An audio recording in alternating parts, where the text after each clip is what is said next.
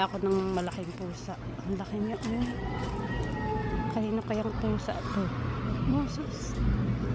Alam niya siguro pinipicturean ko siya o nakatingin siya sa akin. Hindi makibusos. Nagbapungaw-pungaw pa. Oh. Alam niya siguro kung kanino siyang pusa. Alam siguro na pusa na pinipicturean ko siya. Tingnan mo, tingnan mo.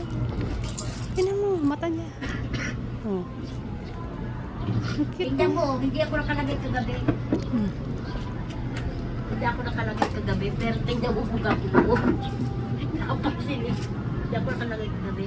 Isa akin nga sa leeg, isang beses lang may tuklapan na. Hindi ako nakalagay. Alam nung pusa na pinipicturean ko siya, nagpapakyut siya. Oh. Oras naman. Ano kaya pusa ito? Sobrang laki.